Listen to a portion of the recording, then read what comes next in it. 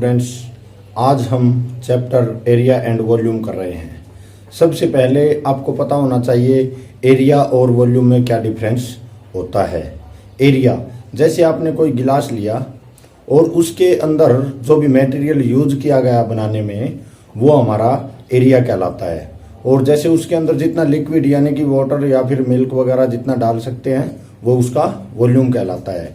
जैसे कि for example दीवार है, दीवार के ऊपर यदि आप कोई भी पेंट वगैरह कर रहे हैं तो जितने एरिया पे पेंट हुआ वही हमारा एरिया है।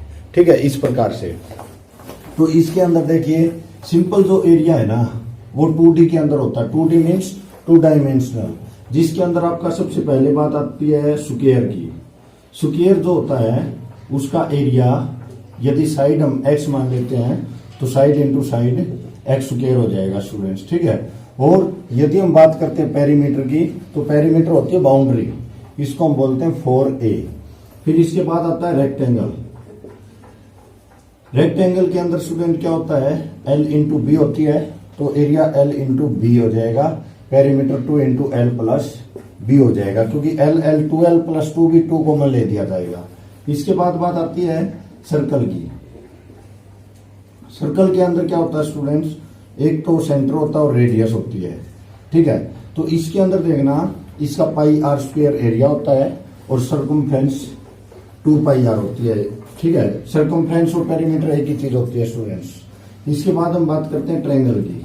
ट्रायंगल के अंदर क्या होता है स्टूडेंट्स, ट्रायंगल के अंदर आपका ABC यदि हमारी साइड है, H हाइट है, तो इसका एरिया 1/2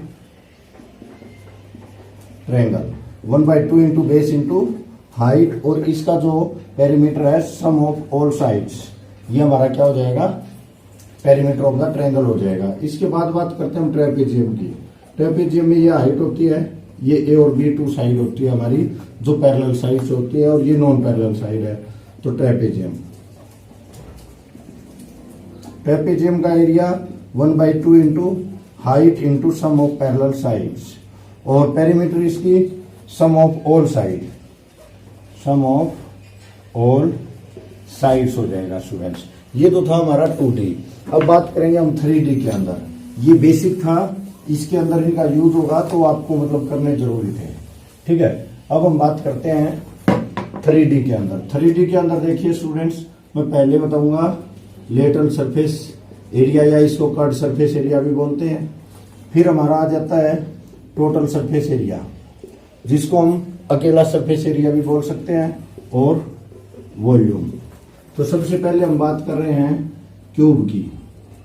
क्यूब क्या होता है स्टूडेंट, क्यूब जो होता है ना, जैसे चौक का डब्बा, एक रूम, उसकी तरह से होता है। इसका जो फॉर्मूला रहेगा लेटरल सरफेस एरिया, यानी कि एक रूम है जैसे, जिसकी लेंथ और ब्रेथ इक्वल है, हाइट भी इक्वल है, उसकी छत फर्श को छोड़ दिया जाता है, तो 4 वॉल्स का एरिया, 1 वॉल का एरिया इंटू बी यानी x इंटू एक्स स्क्वायर होता है, तो 4 वॉल्स का 4A स्क्वायर, और ये 6A स्क्वायर हो जाएगा स्टूडेंट्स। और इसका जो वॉल्यूम होता है ना, वो area of base into height कर दिया जाता है, यानी A square into A cube हो जाएगा। इसके बाद बात करते हैं हम क्यूबॉइड। क्यूबॉइड के अंदर क्या हो जाएगा, क्यूबॉइड हमारा बिल्कुल जैसे कोई भी आपने ईंट उठा ली है, तो ईंट जो होती है वो हमारी क्यूबॉइड होता है स्टूडेंट।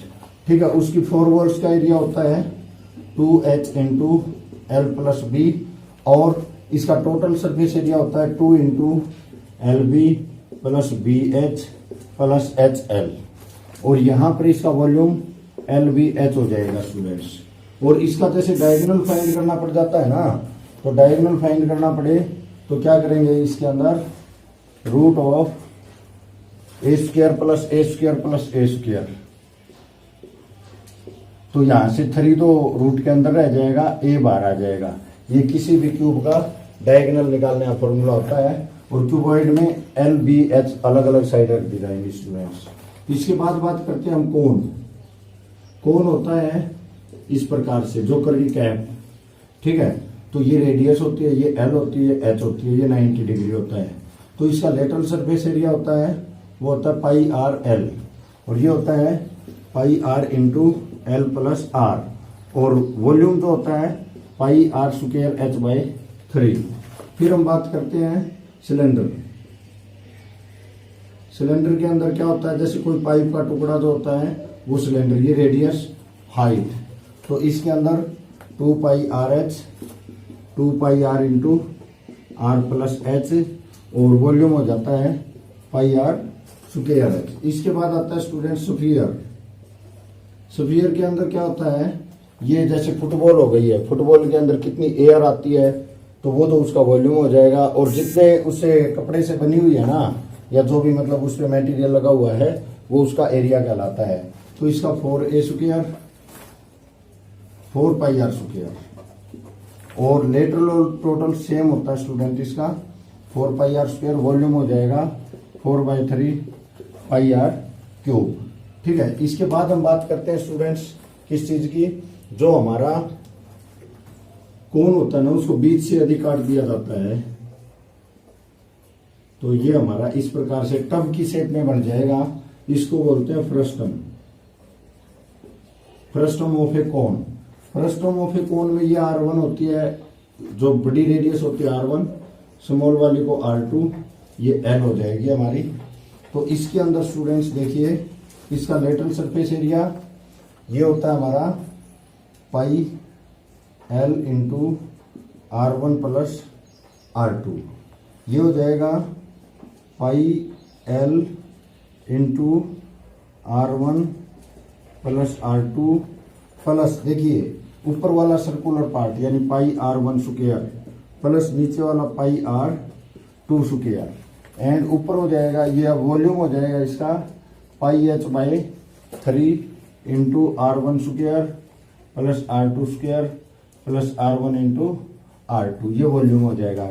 ठीक है, तो इस प्रकार से स्टूडेंट्स ये सभी फॉर्मूले इस चैप्टर को करने के लिए बहुत ही इंपॉर्टेंट है, और सभी फॉर्मूले मैंने आज समझा दिए हैं, ये रिवाइज करेंगे ताकि हम इस टॉपिक को नेक्स्ट पीरियड में अच्छे तरीके से कर सकें। तो आज के लिए इतना है स्टूडेंट्स, थैंक यू।